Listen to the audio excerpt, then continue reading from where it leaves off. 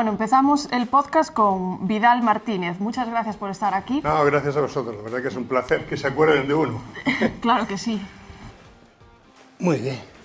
La verdad que muy bonito el estudio. Sí, señor. Sí. Bueno, bienvenido. Muchas Vamos gracias. a empezar con la primera pregunta, la más fácil o la más complicada.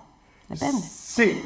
Bueno, ¿quién es Vidal Martínez Sierra? Bueno, yo voy a definir sencillamente. Vidal Martínez Sierra es un veterinario que por circunstancias de la vida se vino a hacer prácticas aquí con un compañero hace 38 años. Me enamoré del territorio y me quedé aquí a vivir.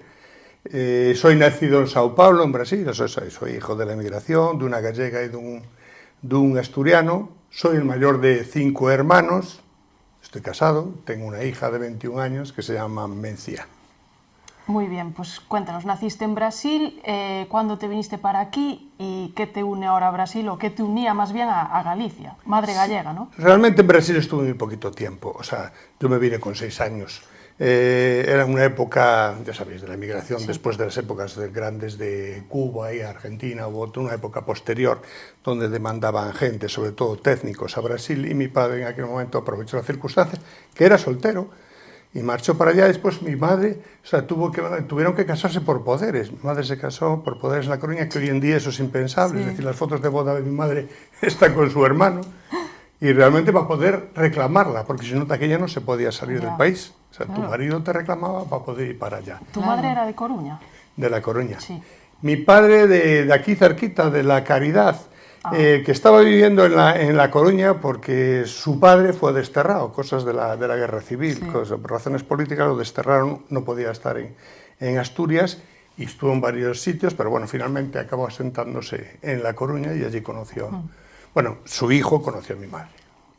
Eso fue así. Y en Brasil ya estuvimos los primeros años, o sea, los recuerdos no son muchos, los que tengan grabados en la infancia, y allí nací yo y mi siguiente hermana, Conchi, que fue la siguiente. Después tengo 3 más que ya nacieron en La Coruña. Muy bien. Y entonces, ¿acabas en Lourenzá por las prácticas que comentabas? Sí, acabé la carrera y conocí a un compañero allí. Yo acabé en Madrid, aunque hice toda la carrera en León. Mi actual mujer se había ido a Madrid, y entonces yo el último curso lo fui a hacer a Madrid. Y allí conocí a un compañero que también es veterinario, que era de la zona de Badín, y me habló del territorio de un compañero que sí hacía clínica, que llevaba muchos años, y que podía presentármelo para venir a hacer prácticas. Yo estaba acostumbrado, claro, yo soy de La Coruña, y tienes el rural, es más difícil, me refiero a la clínica, pequeños animales sí, pero grandes animales era más difícil. Me lo presentó y vine, y realmente empecé a trabajar en ese mundo, o sea, vacuno, caballos y demás, porque de aquella también los pequeños animales aquí era algo excepcional. Yo seguía atendiéndolos, pero bueno, sí. no era muy frecuente. ¿Y por qué decidiste estudiar veterinaria? ¿Te gustaban los animales, el mundo rural? Me gustaban los animales, el mundo de la biología. O sea, no hice biología porque en aquel momento biología era una carrera de parados, así de claro. Me lo barajé, estamos hablando, ya sí, fijaros que hace muchos años, te estoy hablando hace 40 años. Entonces, biología en aquel momento no tenía demasiadas salidas, ¿no? Quizá a lo mejor a la formación, a la educación, claro. A la enseñanza. Y barajé también la biología marina, que también me gustaba, pero finalmente decidí por veterinaria. Me parecía que podía tener más aplicación práctica y era más fácil poder ganarse la vida. ¿Y en qué momento decides dar ese cambio? Porque pasar de ser veterinario a la política, ¿hay un cambio? Es que lo de la política sí que fue circunstancial. Nunca pensé, o sea, me gusta, tengo vocación de servicio público, pero la verdad que yo no tenía vinculación ninguna con la política. O sea, yo estaba haciendo clínica en Lourenzá y los veterinarios, pues lógicamente conocemos a todo el mundo, prácticamente en las casas. Pasa igual que los médicos, pasa igual que los farmacéuticos, somos gente de referencia. Entonces, la persona que en aquel momento presidía el Partido Popular, que era la alcaldesa, que era Fer Rodríguez Rocha, pues me brindó la oportunidad de ir de segundo, ¿no? Yo la verdad que me extrañó un poco en principio, porque yo no estaba afiliado a ningún partido, y de hecho la primera condición es que yo en principio no me afiliaba a nada. O sea, no tenía mentalidad política, fui digamos, sin estar afiliado. Soy independiente, entre comillas, ¿no? Y tenía amistad con el parlamentario de la zona, que era Noceda, con su familia, a la cual yo apreciaba mucho, que los considero como parte de la mía. Y entonces, bueno, pues me animé y fui. Que posteriormente Fe, la alcaldesa, por circunstancias personales, tuvo problemas, su marido enfermó, tuvo que dejar la alcaldía y entonces me quedé de alcalde. Después me presenté, pues 4 legislaturas más, o sea, yo en total fui 5, de las cuales 4 encabecé. Carai. Bueno, de eso te vamos a ir preguntando, porque claro, tienes una amplia trayectoria. ¿Qué te encontraste cuando llegaste al ayuntamiento en Lourenzá? ¿Cómo era ese contexto? Hombre, para mí era un contraste grande. Sí. Venía de una ciudad, venía de La Coruña. La Mariña en aquel momento, pues respecto a lo que yo venía, a lo que yo estaba acostumbrado, pues eran bastantes años de atraso. Estamos hablando que en Lourenzá se estaba haciendo la concentración, se estaba digamos, haciendo pistas y carreteras a muchas casas que no llegaban. No llegaban los coches. No hablemos de agua o de cuartos de baño, que no lo sabía muchas, pero como muchas zonas de Galicia. Pero también he de decir que los avances han sido muy grandes. Sí, era el año 94 o 97, ¿no? 87, vale. Más o menos. Vale, sí. Yo ya hace casi 38 años de hacer más o menos que estoy aquí. Y el cambio también ha sido espectacular, claro. para bien, lógicamente. Entonces fue un contraste grande, y para mí todavía más porque me encontré con un mundo rural al cual desconocía. En aquella lorenzana las vacas aún tenían un peso importante, que sí que había muchas. Yo recuerdo estar inseminando al año pues en torno a 3.000 vacas. No sé si habrá en Lourenzá, si sumas alrededor son muchísimas más. Pero que en Lourenzá no sé si las cabrá, si hay 200 o 300 como muchos si las hay, que no sé ni si las habrá. O sea, cambió mucho el tema, ¿no? Lourenzá ahora tiene una economía muy diversificada, cambió totalmente, ¿no? Sí. Bueno, comentabas que fuiste elegido alcalde durante 4 legislaturas con mayoría absoluta. ¿Ganaste la confianza de la gente? ¿Cómo fue? ¿Consideras que fue complicado? ¿Cómo lo hiciste? Yo creo que sí, evidentemente. Si no, a la gente no es tonta, la gente te vota, es muy distinto. No votan, en un pueblo pequeño no te votan por partido, te votan por persona. Te los tienes que ganar día a día. Y cuando yo veo a un alcalde que lleva muchísimos años, porque los alcaldes que llevan 30, 40 años, algo tienen, la gente los aprecia por algo. Algo hay ahí. Entonces, yo creo que es la cercanía y la clave que todo el mundo dice, hay que gobernar para todos. En un ayuntamiento pequeño, lo de menos es la ideología, ¿no? El partido es importante a lo largo de las elecciones y, lógicamente, tienes una línea de trabajo. Pero una vez al día siguiente de que has ganado, los vecinos son todos iguales. El concello es de todos. Exactamente. Sí. Mira, yo una de las cosas para mí que era importante y que te das cuenta de que lo estás haciendo bien, entre comillas, cuando empiezas a ver gente de la oposición, entiéndase, o de otro partido, ligado a otro partido político, que te vienen a ti a contar sus problemas y a pedirte consejo o ayuda. Sí. Eso es muy buena señal. Quiere decir que confían en ti. Exacto. En ese momento digo, bueno, no lo estaré haciendo tan mal si se han acercado con esta cuestión. Yo creo que eso es muy, muy importante. ¿Y tú te identificabas con los valores del partido? Yo ya digo, en principio fui independiente, sí. ¿no? Yo quería hacer algo. No estaba metido en política, por eso tampoco tenía una idea clara de cuáles eran los principios. Cómodo, sí.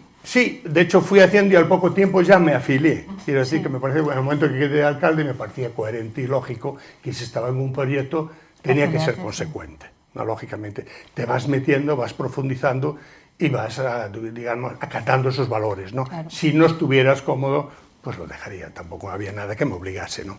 Claro, y ayer estábamos justo preparando la entrevista y nos llamó mucho la atención que tú en varias ocasiones defendías que un político tiene que tener vida limitada. Con esto me refiero a no puede estar ahí eternamente, como acabas de comentar. Un límite de tiempo. Sí, exacto. Siempre lo dije, siempre. De hecho, mi idea era haber ido 2 legislaturas como alcalde, ¿no?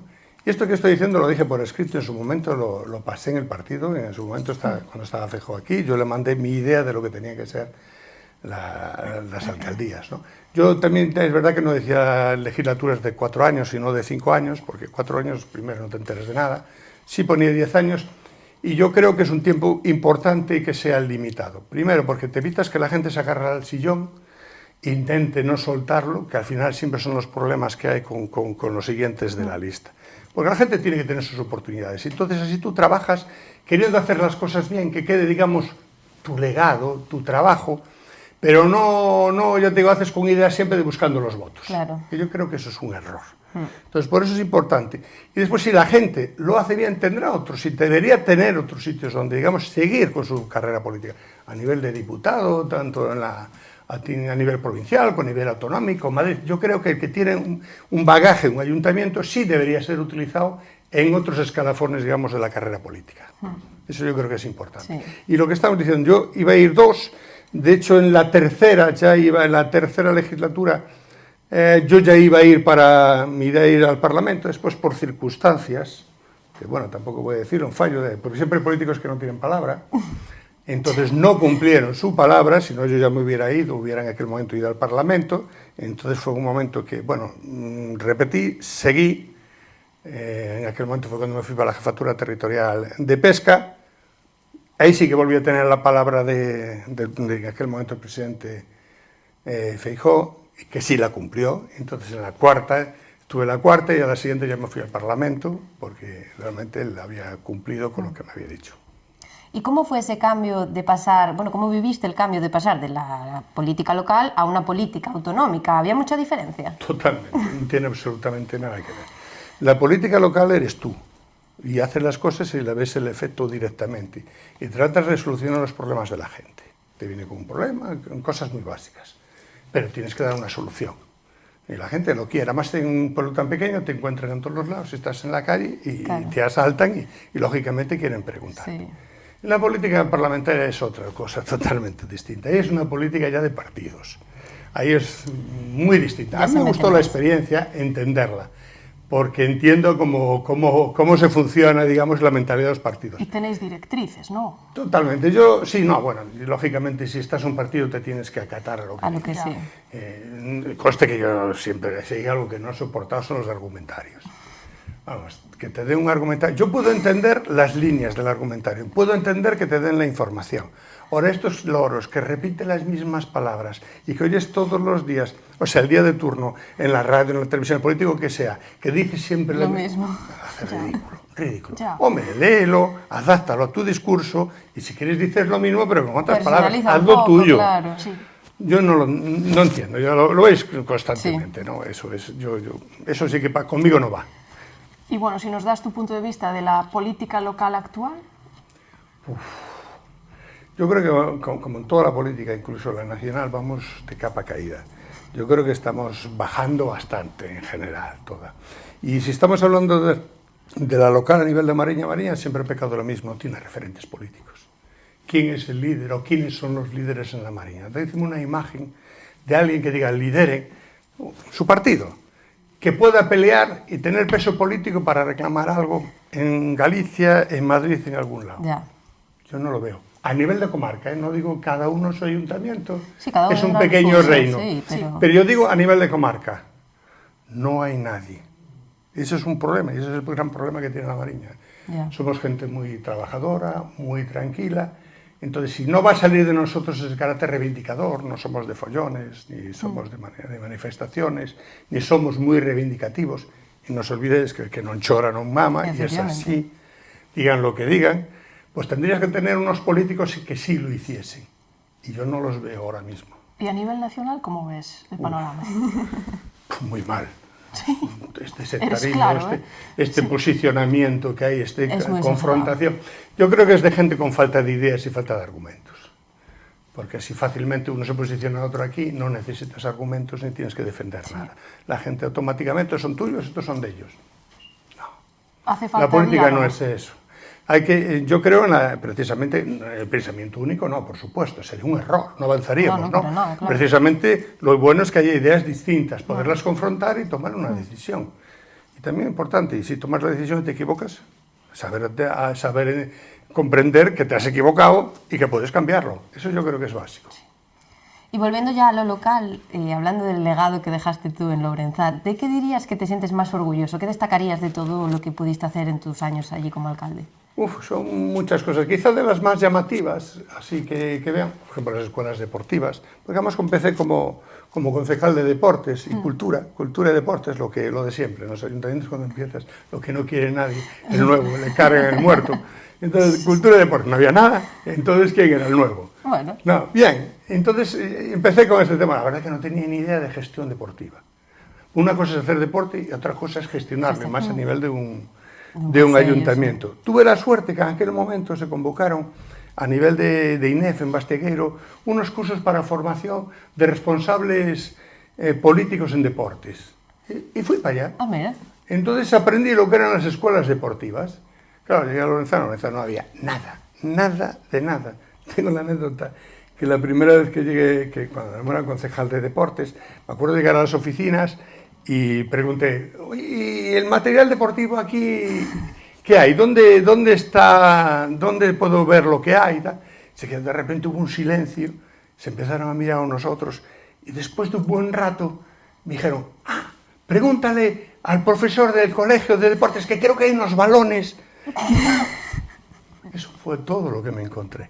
No había instalaciones, todas abandonadas. Claro, empezar de cero totalmente. No había nada de nada. Hubo un equipo, el Atlético Lorenzana, que había tenido sus épocas gloriosas, que por cuestiones de gestión en aquel momento fue en picado, desapareció y el campo era un sitio de donde iban las motos a jugar, todo derrumbado, todo tirado. No había nada, prácticamente, y de eso partimos, de cero. Pero mira qué bien os fue que en el 2011, creo que fue, ganasteis, a ver que lo leo, la medalla, el premio al mérito deportivo, ¿no? No, vamos a ver, fue el 2009 nos la dieron, en el 2010 la recogimos una gala del deporte en Vigo. El premio al Concello de Práctica Deportiva, el ejemplo, bueno, en Galicia, no sé exactamente cómo era el término, al mejor Concello de Práctica Deportiva de Galicia. Una cosa así, era más o menos. En el 2009 nos la dieron y la recogimos en Vigo. Fue un reconocimiento grande porque competíamos con ciudades, quiere decir que un pueblo tan pequeñito, estaba La Coruña, estaba Vigo, estaban los grandes, pues no era fácil. No era fácil y yo creo que fue muy merecido. Muy merecido porque yo digo, allí Lorenza, la clave de Lorenza sobre todo son los voluntarios. Hombre, una apuesta muy grande del ayuntamiento, hubo dinero en juego, contratamos a muchos técnicos, muchos servicios, pero la clave fue la gente. La gente se implicó. Sí. Con mucho voluntariado y eso fue clave. La evolución muy positiva. Sí. Otra cosa que sabemos que creemos que tuviste tú algo que ver fue el tema de la fiesta colocar la fava como un punto, algo relevante en Lourenzá, establecerlo como fiesta de interés turístico y darle pues la obtención de la indicación xeográfica protegida que tenga ahora, ¿no? Sí, la fava fue clave. En aquel momento también estábamos hablando. En aquella época se estaba cambiando, había un gran cambio a nivel del sector ganadero, sobre todo el tema de las cuotas lácteas, la gente estaba abandonando el campo y había que buscar alternativas. Es decir, se estaban quedando las fincas sin uso, entonces pensó, la antecesora mía en este caso, que fue Rodríguez Rocha, pensó en dos productos, una cosa fue el lino para hacer el tema de los telares y por otro lado también la posibilidad de cultivar fabas. Ella estuvo en los primeros años, yo cuando entré en el 95 me hice cargo de la Festa da Fava y le dimos otra dimensión. Queríamos que fuese un referente a nivel turístico, cultural en la Mariña y la llevamos hasta el año 2000, que fue declarada Fiesta de Interés Turístico.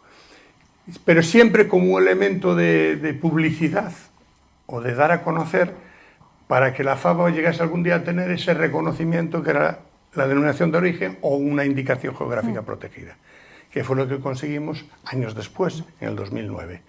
Eso fue la trayectoria que teníamos con la fava y también, lógicamente, como no voy a estar orgulloso de la fava, creo que tiene una repercusión económica grande, no solo en Lourenzá, sino en toda la comarca. La Mariña, sí. Yo me preocupé muy que en los estatutos se recogiera la Mariña entera, para no empezar con el típico lío de que aquí queda fuera, no, yo creo que era importante. Y de hecho Ribadeo tiene muchísima producción de fava, barreiros, tal. Sí. Quiere decir que no solo Lourenzá, pero bueno, nosotros en aquel momento éramos los líderes y estábamos tirando por este producto. Bueno, la fama la tiene la fama de Lourenzá. Sí. ¿Y crees que los agricultores están desprotegidos ahora mismo? El mundo agrario, ya veis cómo está de capa caída. Pero como hubo el problema la problemática de la fava años atrás, actualmente también están demandando ayudas. Vamos a ver, siempre, lógicamente, el agricultor tiene que tener unas ciertas ayudas. Yo creo que por egoísmo propio todos tendremos que proteger, va a ser una especie protegida, porque tarde o temprano a ver quién nos da de comer. Nos acordamos ahí en la pandemia pasaban a ser héroes, pasó la pandemia y ya nos olvidamos. Yo creo que hay que dar un giro, pero sobre todo a nivel de políticas europeas, es muy importante. y nos cansamos de hablar mucho de productos kilómetro cero y demás, pero la verdad yo creo que hay que hacer políticas reales y prácticas en el territorio. Es importante apoyarlos. En mi época el tema de la fava, sobre todo era el problema de los precios. Variaba muchísimo. Un año te pagaba a 3 euros el kilo y de repente al año siguiente valían 12. Esa inestabilidad es muy difícil a la hora de la gente poderlo planificar. Profesionalización creo que es importante. Apostar por la marca, por la imagen de marca para poder defenderte en el mercado. Imaginaros ahora lo que pueda entrar a nivel de Sudamérica, si no tenemos una marca. Los grandes productores en Argentina y demás nos pueden meter toneladas a un precio ridículo. Si no tenemos una marca que nos identifique y nos proteja, mal vamos. Lo que pasa es que no solo tiene que querer los agricultores, sino la administración apostar claramente y apoyarlos de alguna manera. Si no, la gente solo ve desventajas en vez de ventajas. Si te metes en una indicación geográfica, lo único que vale es para que te tengan controlado, tengas los kilos, tengas la producción, todo el mundo ya empieza, esto simplemente es para que me controlen a nivel de impuestos. Y la gente dice, si vas por libre, haces lo mismo, o parece que haces lo mismo, eso es un error.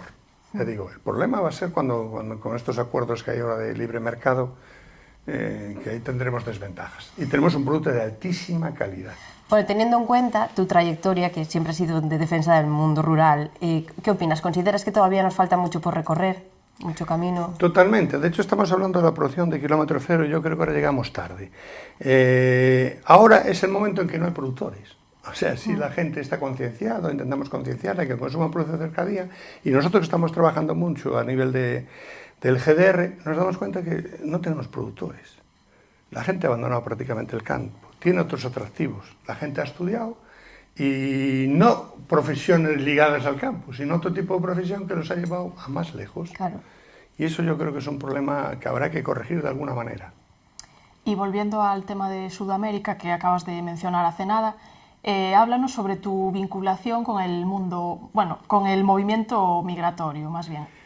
Sí, vamos a ver, como bien dije, yo soy hijo de un gallego, perdón, de una gallega y de un asturiano que emigraron a Brasil, entonces siempre me resultó curioso, atractivo, siempre tuve inquietudes por conocer este tema, ¿no? Y como en Lorenzabas tuvo siempre una gran importancia el tema de la migración a Cuba, fue muy importante. Hay que tener en cuenta que Lorenzá, cuando estamos hablando a principios de 1900, que tendría en torno a 5.000 habitantes, que eran bastantes más que ahora, unos 1.000 y pico habitantes marcharon a Cuba, que no son pocos, es una importante. Ten en cuenta que no podía ir todo el mundo, eran, digamos, los más representativos, los más espabilados, los que tenían ciertos medios para poder. Entonces, quise lógicamente conocer eso un poquito más, ¿no? Y hubo un momento que, revisando las cartas que tenía en el despacho, vi que había alguna de una asociación Hijos de Lorenzana, Cuba-La Habana, que no sabía qué era aquello. Y curiosamente, unos años después, tuve la visita de una presidenta que venía en nombre de esta sociedad. Estoy hablando, pues eso, en los años, bueno, poco tiempo, en el 89, 87. No, perdón, estoy ahora confundido. En el 97, 98, una cosa así, fue cuando vino esta gente. Y fue cuando empecé a enterar un poquitín de todo esto que había pasado, que habían emigrado a Cuba. De aquella aproveché que hubo un viaje que organizaba en aquel momento Viveiro, era un hermanamiento de Viveiro con La Habana Vieja, y aproveché ese viaje para ir para allá. Fuimos varios alcaldes de La Variña. Estábamos hablando que en este momento, ese sí que me acuerdo, que era el 91, porque era el 90 aniversario de la sociedad. Y fue cuando realmente tomé contacto. Y a partir de ese momento empecé a intercambiar pues cartas, información. De hecho, hice una oficina de información en el concello, porque la gente de aquí necesitaba pues saber dónde eran sus orígenes, tener documentos, partidas de nacimiento y demás. Les facilité todo aquel tema. Y aquello fue, digamos, avanzando. De hecho, en el 2011, que era el centenario, hicimos un viaje y una fiesta muy importante. La verdad, con el apoyo de la Xunta de Galicia, de hecho, contamos 500 personas que directa o indirectamente eran de esta sociedad. Qué guay. Estamos hablando de mucha gente. Y ese fue uno de los viajes, fue dos de los viajes importantes. Pero después resulta que también en Argentina tuvimos una sociedad gemela que también era una sociedad Hijos de Lorenzana, pero en Buenos Aires. Y la cual la refundé. Fui a Buenos Aires y la refundé. Y fui otro viaje más. O sea, fui 2 a Cuba, 2 a Argentina y después fui otra a Uruguay, porque tenemos una hija adoptiva a título póstumo, que es Juana de Barberú, la gran poetisa de América, que es hija de un laurentino, al cual, ya digo, yo la nombré, esa hija adoptiva a título póstumo, en aquel acto, en el cual estuvo el cónsul de Uruguay y demás, en Lorenzana, pues le entregamos la placa y surgió la posibilidad de hacer un viaje en aquel momento de varios alcaldes de la Mariña a Uruguay, y iba a entregar esta placa. Entonces aprovechamos y fui a Uruguay a conocer los orígenes, dónde estaba, su casa y todo. Pues qué interesante, la verdad. Sí.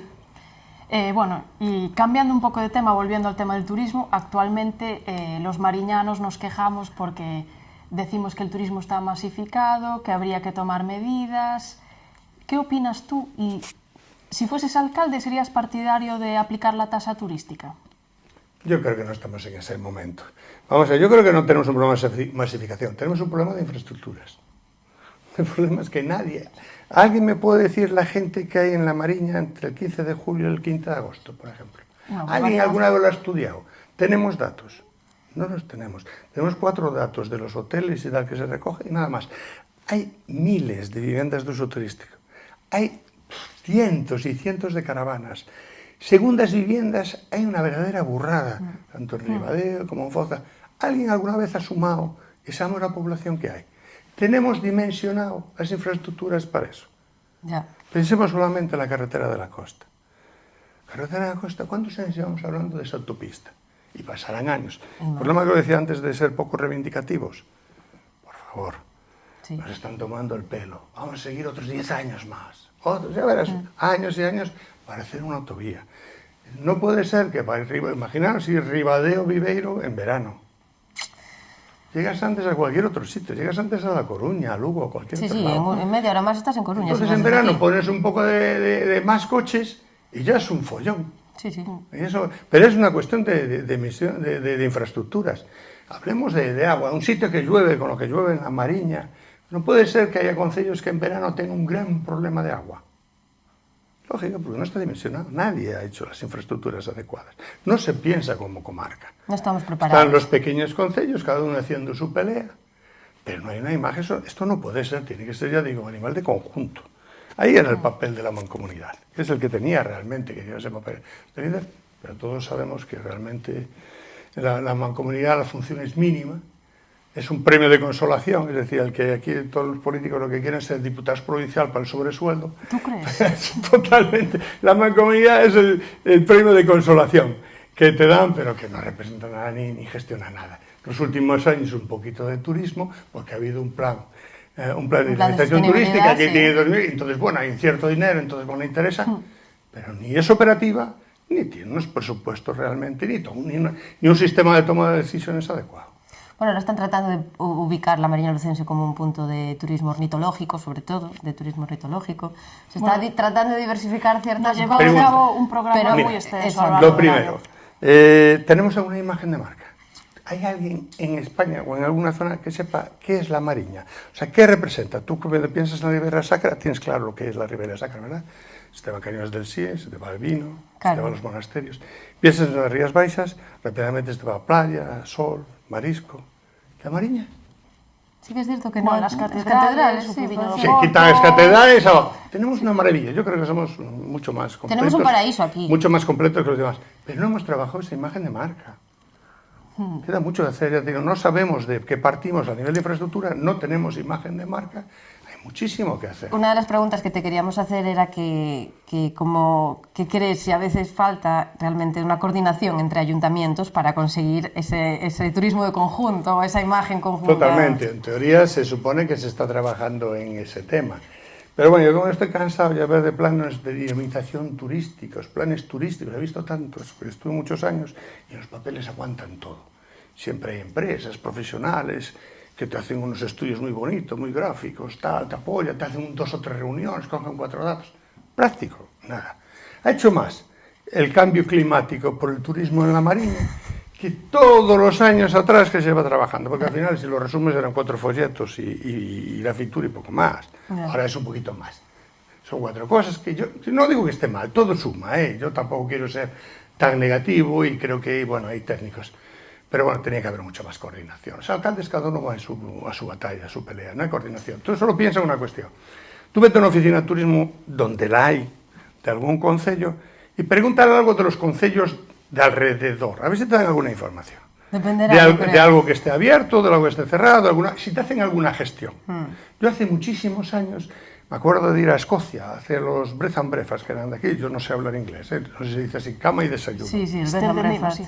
Me acuerdo de ir vas por allá por Escocia, el pueblo más pequeño, te estoy hablando hace más de 30 años. Ibas para allá, parabas, todas tenían oficina de turismo. Lo primero que hacías por la mañana, después de desayunar, ibas a la oficina de turismo. Y decías, bueno, me gustaría ir por la zona tal, querría dormir en una granja, ver esto, tal. Se lo comentabas allí, te ibas a dar una vuelta y cuando volvías ya tenías todas las gestiones hechas. Te cobraban el coste de las llamadas y ya estaba. Tenías la casa, tenías todo. Y si tú decías, quiero un rango de precios de tal, siempre si podías te cogían el rango más bajo. No te daban el timo. Fenomenal. Hazlo aquí. No. Que te gestione nadie una experiencia o algo. Lo que hay privadamente. Claro. Y para eso... Nos llamó la atención que te mojaste mucho ahora con el tema de la mancomunidad, y fuiste bastante crítico.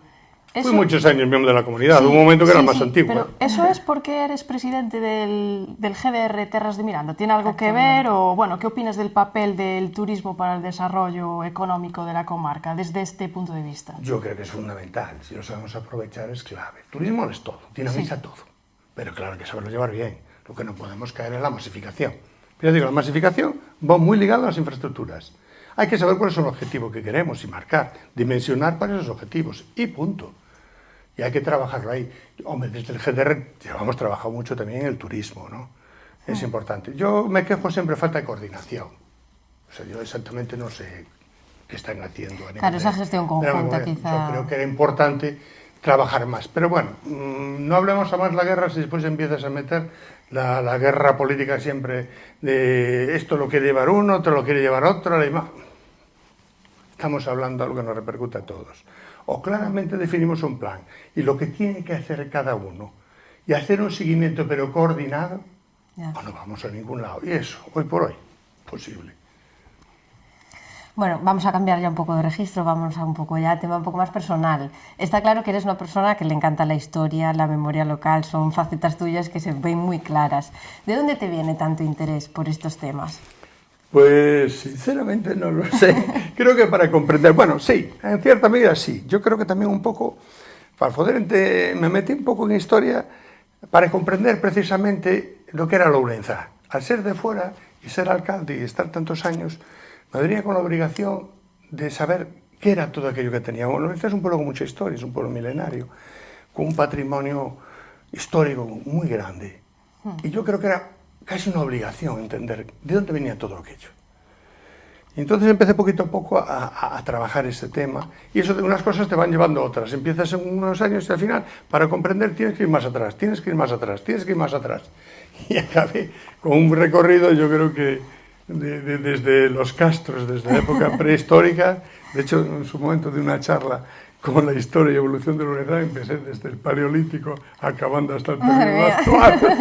Sí, no sé cómo la gente me aguantó, fueron 2 horas y pico de charla, y la aguantaron. Increíble. Eres una persona con muchas inquietudes y haces un montón de trabajos de investigación. ¿Cuánto tiempo ocupan en tu día a día? ¿Y a qué es lo que más te gusta dedicarle tu tiempo?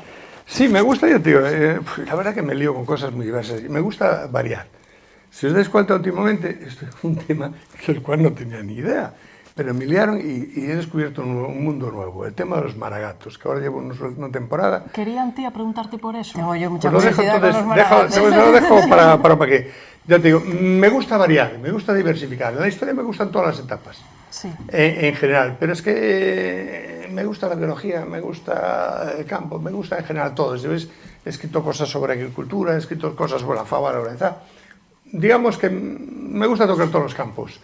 ¿Qué dedico? Bueno, tengo la suerte de disfrutar de cierto tiempo libre que me permite, digamos, emplearlo en eso. Además, ahora mi hija ya es un poco más crecidita, ya está estudiando su carrera, entonces, digamos, yo no tengo que prestarle atención, por suerte o desgracia, ya sigue más su camino, entonces, bueno, pues me gusta ocupar la cabeza en algo, ¿no? En una entrevista que te hicieron hablaste de los maragatos y es un tema que nos causó mucha curiosidad porque nosotras tenemos un poco más conocimiento de otras figuras y los maragatos fueron muy importantes para la economía de la zona, ¿no? Totalmente, y ya te digo, ahora posiblemente la gente se está empezando a fijar un poco más. Ya digo, es una comunidad que pasó muy desapercibida, pero ya digo, quizá primero porque ellos realmente les gustaba ser discretos, y por otro porque coincidió en el tiempo con el fenómeno indiano. Hay que tener en cuenta que la diáspora maragata, es decir, cuando ellos, digamos, se van de su territorio, suele ser 1880 más o menos, y hasta 1900 y pico, 20 o 30, que coincide el momento de auge indiano. Es decir, estamos nosotros marchando a América, ellos llegan aquí y llegan aquí con dinero, con cierta economía. Porque hay que recordar que los maragatos todos asociamos al mundo arriero. Eran los que transportaban las mercancías, era la gente más fiable, la que su palabra lo valía todo. Cuando pensamos en el dinero, toda la plata, el oro que vino a América, ¿quién lo transportaba de los puertos al centro? Eran los maragatos. Los ponían con su vida y con su patrimonio. ¿Qué pasó? Que hubo un cierto cambio de circunstancias, digamos, el cambio del modelo liberal en el siglo XIX y sobre todo la llegada del ferrocarril supuso una competencia muy dura y digamos que tuvieron que abandonar su territorio, que era un territorio pobre. Y se fueron instalando en aquellas zonas donde ellos tenían conocimiento, porque habían estado estableciendo comercio durante muchos años. El pescado que iba de La Coruña, de Vigo, a Madrid, lo llevaban ellos. Tú vas a Madrid, las pescaderías coruñesas son todos maragatos. Tú empiezas a mirar las conserveras gallegas y muchas, por ejemplo, los Calvo, son maragatos. En muchísimas conserveras. Y eso es importante. Y tuvieron una rama concretamente aquí en la zona de la Mariña, porque ellos iban ocupando, lógicamente, en principio, los que llamaron burguesía maragata, los que más poder tenían, fueron lógicamente ocupando aquellas mejores zonas, se fueron sentando en Madrid, en La Coruña y tal, pero ellos se distribuían, ¿no? Tenían cierto pacto, no escrito, en el cual, digamos que no iban todos al mismo sitio para ir a una competencia, se fueron distribuyendo.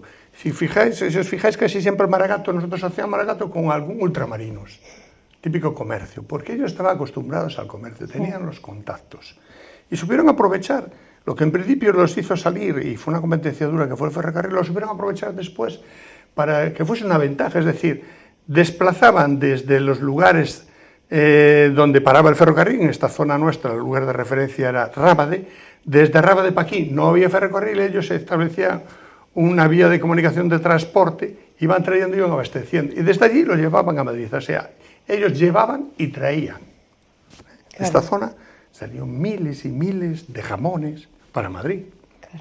Claro. Concretamente en Lorenzá hay una burguesía maragata ligada al jamón. Y hay ahora creo que tenéis una exposición estos días precisamente aquí en Exacto, en la oficina de turismo. Tenemos una exposición de maragatas. Pertenece a la burguesía del jamón. Ellos también, son de los que también transportan. Vamos a ver, tenía muchos negocios. Bueno, pero entre ellos fueron los jamones. Tú ten en cuenta, por ejemplo, Lorenzá, estamos hablando que en los años 20, esta gente que recogía jamones en la zona, los llevaba a secar a su zona, hacia Astorga, y los llevaba a Madrid. Y estamos hablando de que había muchísimas toneladas. Hacían los negocios en el Hotel Palace. Y te estamos hablando de que era fácil vender lotes de 50.000 pesetas de aquel momento. Claro. Quiere decir que se manejaba muchísimo dinero. Y concretamente en Ribadeo, quizá donde aquí tienes que asociar la figura de los maragatos, los nistales. Sí. Los nistales son el transporte.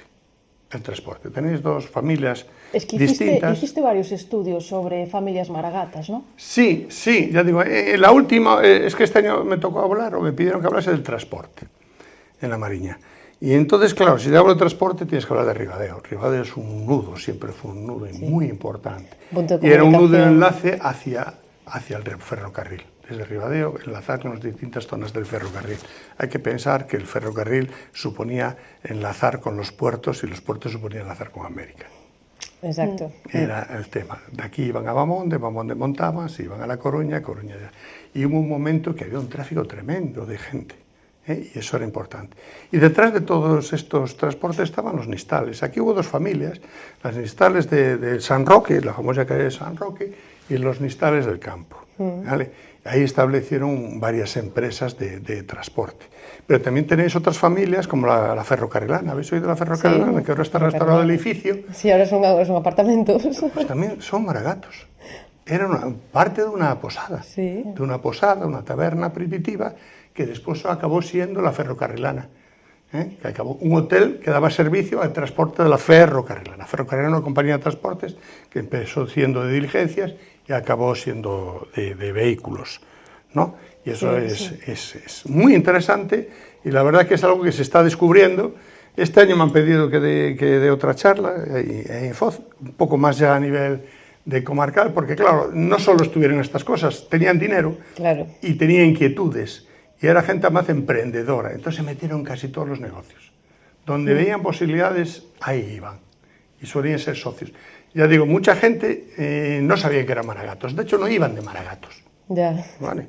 Y fíjate si es importante que tú empieces a tirar ahora, decía se lo comparía, yo creo que ellos muchas veces no son inconscientes, empiezan a ser ahora a reivindicarse como maragatos. Pero muchísima gente famosa que conocéis son maragatas. Famosa, por ejemplo, Richard Gere, su mujer, maragata. Sí. Mujer de Feijóo, maragata. Mujer del presidente que acaba de salir de la Real Academia Gallega, maragato. Empiezas a tirar y hay maragatos por todos los lados. Muchísimos más de los que parece. Son importantes. Y bueno, como persona aficionada a la historia, ¿con qué personaje de aquí, de la comarca, vivo o muerto, te sentarías en el sofá? ¿O lo sentarías más bien para que lo entrevistásemos? Yo es que personaje histórico tengo uno que tiene que ser clave, que es el Conde Santo de Lorenza. Es clave, la familia Osorio. Lo fueron todo en su momento histórico, además muy apasionante. Era cuando los gallegos éramos algo. Me refiero a la corte. Cuando los varones, digamos, todos los magnates estaban en la corte. Yo creo que no hay familia importante en España de cierto abolengo que no tenga su apellido un Osorio. Todos. Sí. Si empiezas a mirar, todos tienen algún Osorio. Los Osorios se remontan, todos se remontan a la batalla de Clavijo. Aunque son anteriores, yo creo que es un poco bueno.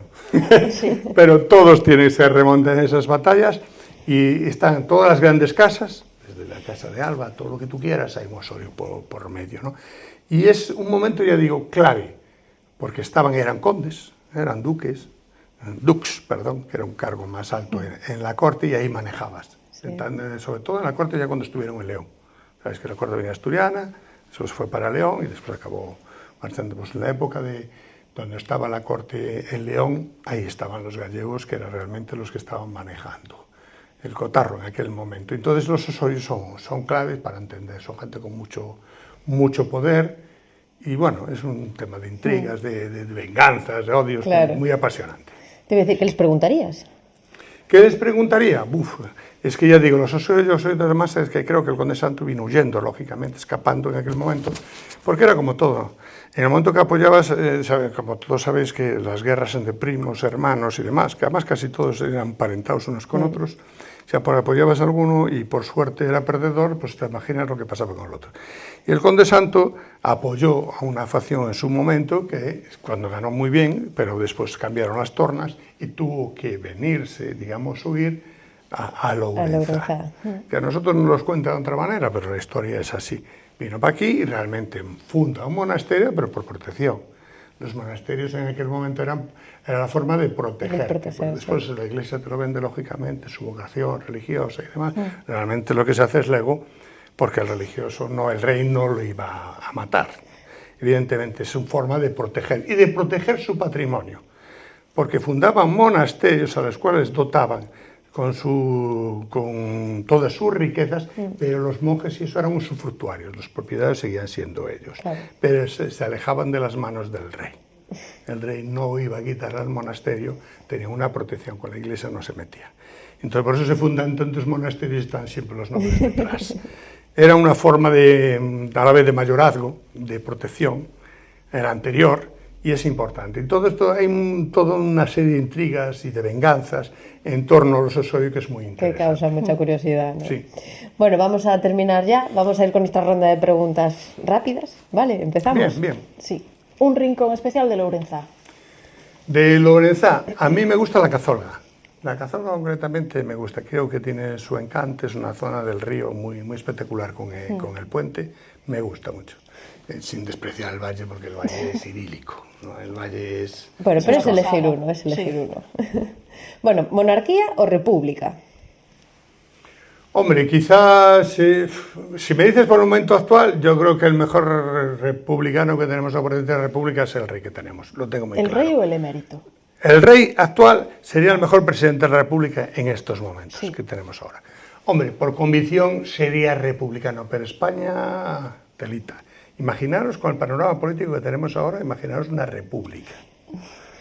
Yo creo que tenemos que tener ahora mismo una figura que esté por encima de estas luchas políticas, que represente cierta estabilidad. ¿Pero elegido por la gente o...? ¿Cómo Controlado. No una monarquía parlamentaria como son ahora, no una monarquía absolutista, Ya. digamos con sus controles, ¿no? Sí, Como sí. es. Pero sí una figura que está por encima de la lucha política. Creo que iría por ahí. Sí. Bueno, un plato que te recuerda a tu infancia. A mi infancia, curiosamente, mira, yo en Brasil tenía una que llamaban arroz con feixón, fíjate, tengo curioso.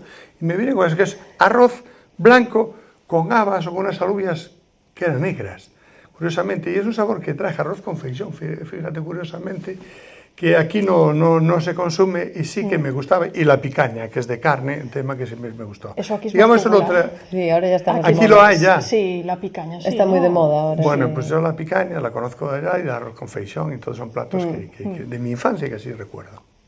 Bueno, ¿playa o montaña? Playa. ¿Un libro que te haya marcado? Un libro que me haya marcado, pues de temas de templarios y romanos. La conquista de Roma, la conquista hispana de Roma, eso sí que me ha marcado. O sea, el tema, la historia ya para mí fue importante. Yo, de hecho, hubo un momento que cuando estuve empezando también con el tema de historia, me llamaron muchísimo la atención los templarios, todo lo que supuso. Pero claro, para entender el tema templario me tenía que remontar atrás y al final me metí todo el tema romano. Ese avance de civilización que hubo ahí, que después desapareció y volvimos todo para atrás, la Edad Media volvimos todo para atrás, pero si te vas a quitando la era digital y toda esta historia, es que prácticamente ya estaba en aquella época todo. O sea, el alcantarillado, las calles, es de época romana. Y entonces es apasionante. Yo creo que es muy, muy bonito. Bueno, ¿Ayuso o Feijóo? Feijóo. Y si tuvieras que recomendar un lugar de A Mariña para alguien que no la conozca, ¿cuál sería? Un lugar de la Mariña. Oye, yo soy muy de las playas, Y yo soy muy de las playas digamos, de la zona Barreiro, Ribadeo. Yo soy muy de esas zonas. Y de ¿Una hecho, playa? Yo suelo ir hacia la zona de Coto, pero porque está situada en la mitad, yo soy muy caminante de playa, entonces Coto es perfecta. tengo 2 Sí. kilómetros para un lado y 2 kilómetros para el otro. Cuando me doy cuenta hago 2 y 2, 4, 2 y 2 soy 4, me he hecho 8 kilómetros Y tranquilamente. si la marea está baja ya... Claro, es que precisamente por eso lo hago, ¿no? No porque sea más bonita, pero claro, como me las recorro todas, tampoco soy de estar tumbado en la playa, Ya. soy más de caminar. De disfrutarla Yo un voy poco, todo el sí. año. Yo a la playa, no a bañarme, pero sí a caminar. Sí. Procuro ir todo el año disfruto más, por sobre todo en invierno, que no hay nadie. No hay nadie. Voy con el perro, que es cuando puede ir el pobre, porque en verano no puede ir, y me encanta. Yo soy caminante de playa constantemente. Cuidado, la zona porque me queda más lejos, pero también es apasionante la zona de shopping. Buah, espectacular, Es es totalmente muy diferente, distinto, es muy muy diferente, diferente. ¿no? Sí, no son comparables, Son para distintas, nada. pero yo lógicamente por proximidad me vengo hacia esta zona. ¿Una superstición o manía que tengas de siempre? Yo soy maniático, no soy supersticioso. La verdad que no. Yo creo que no soy maniático, no tengo supersticiones, ¿no? No puedo decirte ninguna porque no la tengo, ¿no? ¿Conde Santo o Marqués de Sargadelos? Aunque ya sabemos la respuesta. Conde Santo por lo que representa en Lorenza y por lo que profundicé.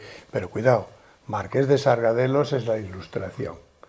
Y fue un hombre injustamente tratado, pero mira lo que representa, los Altos Hornos. Fue un hombre muy avanzado. Fue uno de los primeros Altos Hornos, digamos, de España.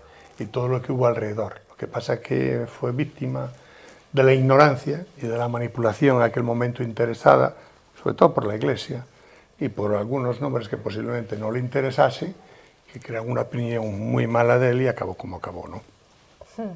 Bueno, con que alcalde ou alcaldesa da Mariña Lucense irías de viños? Iría de viños, de la Mariña Lucense. Pues la verdad que, hombre, no tengo un problema con ir con nadie, ¿eh? No, de la Mariña, de los de ahora, no tengo tanto trato con todos. Bueno. Si hablas de mi época, me encantaba Manolo, el Mornelo, el de Barreiros, era todo sabiduría. Era un hombre que además para mí fue importante. Me enseñó muchas cosas y yo era una de las personas que iría en aquel momento de alcaldes. Y de los alcaldes, tengo buena relación con Dani, pero no tengo mala relación, por ejemplo, con la alcaldesa de Logroño, a nivel personal. Yo políticamente es otra cosa, ¿no? Pero con María de Viveiro, con Gueimonde, no tengo ningún problema en general, sobre todo porque ahora en estas fases, digamos, yo ya no estoy en un tema político, y generalmente, además, con los alcaldes vecinos no sueles tener una gran rivalidad. El problema siempre lo tienes interno, que son los que desean tu puesto. Pero después, ahora, la verdad, entre alcaldes tenemos todos los mismos problemas, las mismas cuestiones, y es fácil relacionarse, no suele haber problemas. ¿Tienes amigos socialistas? Sí, muchos. Y del bloque. Vale. Quizá más, bueno, no, quizá más no, de todos, no tengo ningún problema. Yo no creo que la amistad está muy por encima de la política. Dios me libre si tuviéramos que tener amigos solos de la misma ideología. Yo creo que eres tolerante. Tengo muchísimos más amigos contrarios que digamos, del partido, Sí, yo bueno, creo. eso es normal. Sí, o sea, quiero decir que sin problema ninguno. Antes mencionaste el Imperio Romano y hubo una tendencia en TikTok hace unos meses que se le preguntaba a los hombres, precisamente a los hombres, ¿cuántas veces pensaban a la semana en el Imperio Romano? Uy, yo muchas veces, además suelo ver muchos vídeos y muchas cosas. No me sale ahora el nombre, pero hay un historiador que sale muchísimo en TikTok, que es buenísimo, tiene unos documentales que yo la primera vez que los vi pensé que eran americanos de los buenos que eras, donde se desmonta digitalmente todo y se hace, me parece impresionante. Y ahora hago vídeos muy cortitos que salen sobre todo en TikTok y me encantan, ya te digo. Entonces, por suerte o desgracia, el Imperio Romano yo creo que es todo, lo tenemos en todas partes. Exacto, sí. ¿Un sueño pendiente? Un sueño pendiente, pues viajes a muchos de estos sitios históricos. Roma, aún precisamente esta mañana estaba hablando con mi hija, que tenemos que ir, y son sitios claves, o sea, no he estado en París, no he estado en Roma, no he estado en Grecia, no he estado en Egipto, he estado en muchísimos sitios, pero curiosamente esos sitios son claves. El Mediterráneo es básico, es básico para toda, son clave en nuestra cultura. Entonces, quizá mi sueño es poder ver todos esos sitios. Pues tienes que aprovechar que ahora que está tu hija de Erasmus... Mi hija ahora mismo está justamente en los Balcanes. Pues está mandando unas fotos espectaculares, ¿no? Espectaculares, una envidia. La verdad que en mi época no había eso. Ella está haciendo Erasmus, está estudiando medicina, está en cuarto de medicina y está en Polonia. Polonia está... porque dicen que están allí, ¿no? Pero es que viajan mucho. Yo creo que en este periodo afortunadamente, cuidado, trabajan, estudian, hacen, pero tienen una libertad de movimientos muy grande. Y después la gente joven ahí con 4 cosas se mueve. Tiene la fortuna de dominar muy bien el idioma, el inglés, desde siempre, y entonces no tiene dificultad a organizarse. Yo creo que, no sé, habrá ido a 15 países, seguramente en este periodo yo a veces tengo que preguntar, ¿dónde está últimamente? ¿Por dónde anda? Ya te digo, ayer estaba en Dubrovnik, hoy iba a Montenegro y anda por ahí. Madre mía, qué envidia. Sí. Bueno, ¿y algún político al que consideres que ya le llegó su hora de decir, ya se acabó tu tiempo para la política? Que tú dirías, hasta aquí. Que hasta aquí de legislaturas. Pero Sánchez yo creo que le sobra ya mucha legislatura, pero no por edad, ¿eh? Dios mío, nos está llevando al desastre número 1. Este enfrentamiento y lo que estamos viendo ahora es que ya no se puede hacer peor. El daño que se está haciendo a las instituciones es tremendo. Va a costar mucho volver a que la gente crea en algo. Es que ahora mismo ya te da todo, es un escándalo tras otro, tapando uno con otro. De verdad, eso es un daño. Y ya te digo, en este caso es claramente esa gente. Si fuera uno del Partido Popular diría exactamente igual, que yo no creo que el tema son personas, Sí. no es una cuestión de ideologías. Yo, por ejemplo, en su momento, yo voté a un Felipe González con Aranchaval sin ningún problema. Sí. Aquella no representaba el cambio, la modernidad, me gustaba Alfonso Guerra, son gente que representaba algo. Quiere decir que no es cuestión de ideologías, ¿vale? Yo, por ejemplo, Fraga creo que eso fue honrado, fue una persona político tal, pero no tenía algo que por edad, por su forma de ser, no era alguien al que digamos que admirase desde el punto de vista personal. Políticamente sí, he tenido trato con él y cuidado, lo respeto y cada vez cuando controlo más. Creo que es de los pocos políticos honrados. Es muy difícil decirlo, pero yo, por ejemplo, tuve cierta relación en la época de mi época de ayuntamiento con Feijóo. Y yo creo que es una persona que ojalá llegue a presidente. Puede ser un gran presidente. Tiene una cosa buena. ¿Y tú crees que va a llegar? Yo espero que sí. Cuidado, creo que habría que hacer un gran cambio en su momento al sistema electoral para evitar estos chantajes que están pasando. No puede ser que estas minorías, por conveniencia y por chantaje a un presidente, lo mantengan ahí. Aquí había que dar una vuelta, posiblemente habría que ir a segundas vueltas y demás, que eran las mayorías en que la gente lleve a cabo un proyecto. No me vale estos chantajes y que yo haga lo que sea por estar en el poder. Eso creo que es un auténtico desastre. Yo espero que sí llegue, pues tiene alguna cosa buena que yo he visto, por ejemplo, en diferencia con Rajoy. Rajoy me caía simpático, era un hombre que hizo cosas buenas, quizás no se pareció, pero tenía algo que a mí personalmente no me gustaba. Era muy gallego en el sentido de que era verlas vir y deixarlas pasar. Se resolvía y salía muy bien, tenía un gran mérito. No, yo soy de los que creo que tienes que tomar una decisión. Escuchas, tomas una decisión y si te equivocas, corriges. Y yo creo que Alberto lo hace, por la experiencia que yo tengo con él. Y para mí eso es importante. Y yo creo que escucha.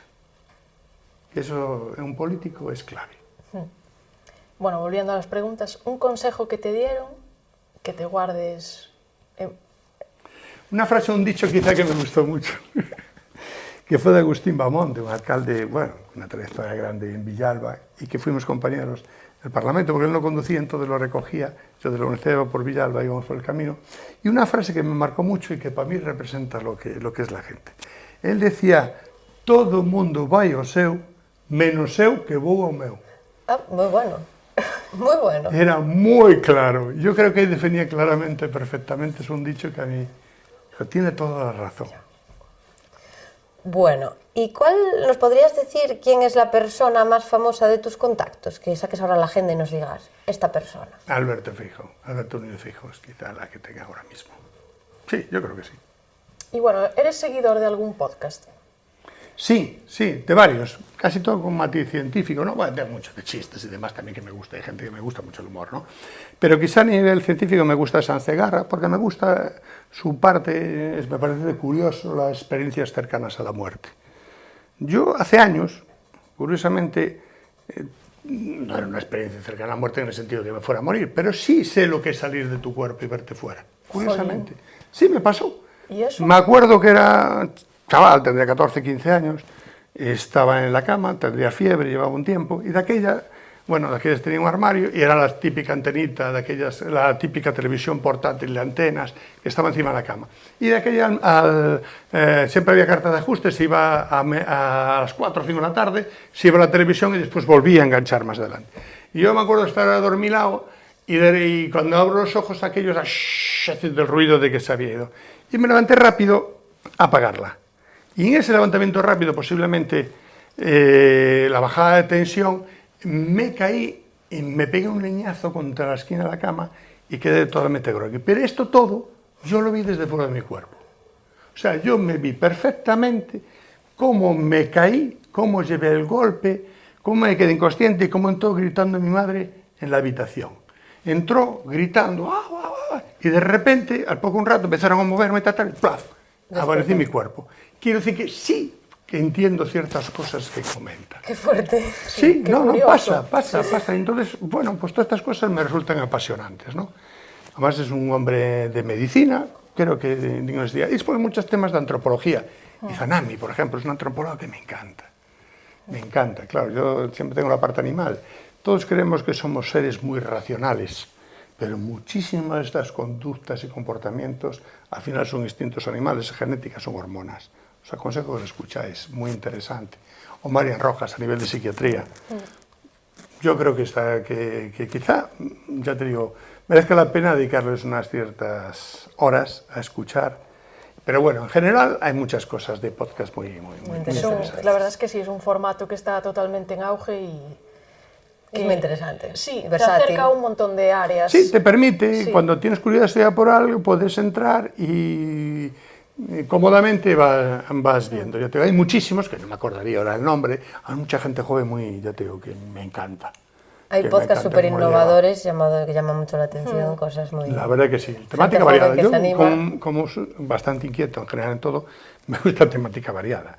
O sea, quiere decir que yo veo de historia, veo de psiquiatría, veo de antropología, veo de geografía, veo de historias, veo de todo, ¿no? O sea, quiere decir que me gusta. Y después hay escritores, ¿cómo se llama? Pérez Reverte, por ejemplo. Los podcasts a mí, Pérez Reverte me encanta. Es un hombre que le pasa que está ya por encima del bien y del mal. Ya.